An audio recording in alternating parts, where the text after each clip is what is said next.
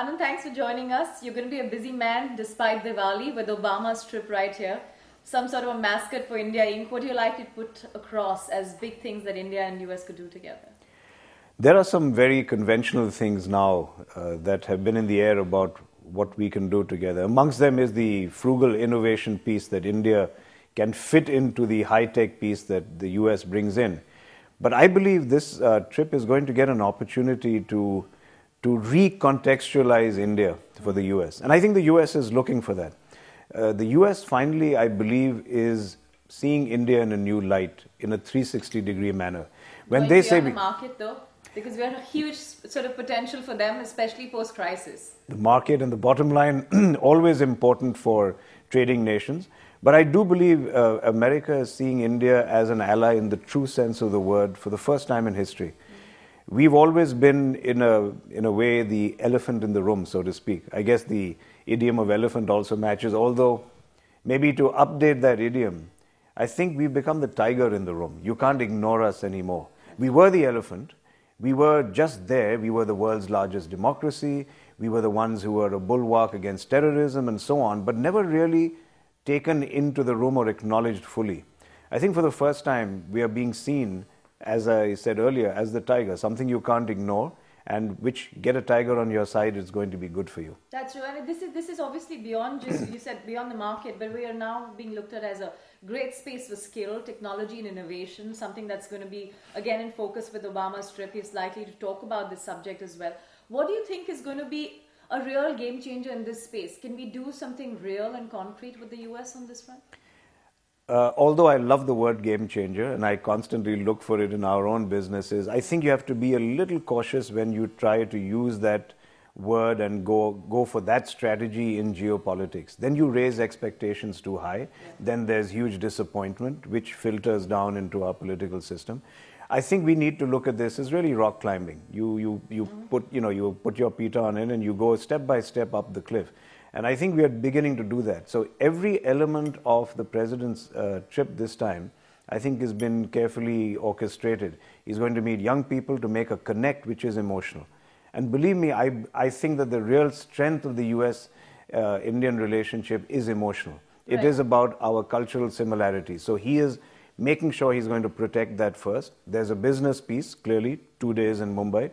There's also a tech piece, there's an agriculture piece. So I think he's putting he's addressing all the elements that frame the Indo-US relationship.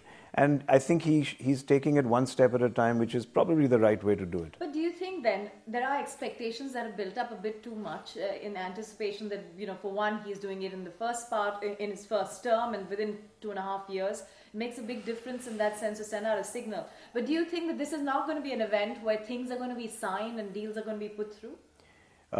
Expectations will always be very high here in a trip from the US president. We have a very robust and vibrant media which tends to actually build up the expectations, and so that's very natural. All for good reason. I mean, India's got potential. There's a lot that can be done. But let's be realistic. Unless you have a single point agenda or focus like the nuclear treaty the last time around, it's very difficult to have a binary reaction. Yes, it was successful. No, it was not. It's very, very difficult to analyze whether the trip really worked or not. So I think this is one of those kind of trips which is warm, fuzzy, abstract. We don't know whether there's going to be success or not. But what about this whole nuclear thing, since you just touched upon it? Now, there's obviously tremendous amount of business opportunities still left to explore on that side. Do you think that we could go on to what nuclear, civil, the whole nuclear liability bill 2.0 in one sense on the business side, something that we've talked about, not done much? Everything is feasible. Everything, as I said earlier, we need to make sure that by the time he leaves, we have been seen perceptibly to have made one more step up this rock face in each of the items that he comes and addresses. That to me will be real progress, not one big bang.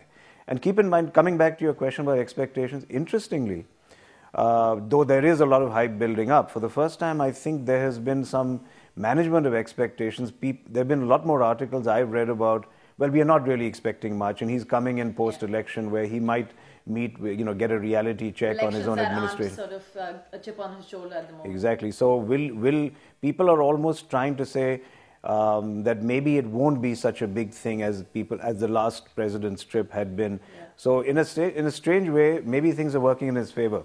The expectations are being lowered in a sense. And they promise and over deliver as they like to do in corporate Absolutely. India. But let's look at some of the business side of I would say interests that we've been tracking.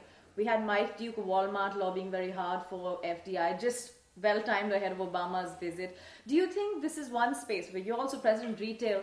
But if you look at this one space, could we finally given a tad this time? Why given a tad? I'll be honest. To my mind, we have to stop being concerned about protecting our businesses in order to make them survive. Indian businesses have demonstrated enough of their competence now not to worry about survival simply because overseas companies come in. Haven't we gone past that? Well, frankly, if the retail industry, and we're part of it in a small way, says that they want to be protected, then frankly, I should say roll back the time and get the auto industry out of here. Why was I thrown to the winds in the auto sector or most of the other sectors in which we operate? It's quite absurd. And I think we've shown that we can survive and hold our own, thank you very much, with the best in the world. Why shouldn't we do that in the retail sphere as well? I think the Kirana shops have given all the retail entrants a run for their money. And what has been proven is that one of the most efficient, cost-efficient, retail systems in the world is the Indian Kirana system that we really were skeptical about earlier. So they don't need protection. I think they're world beaters.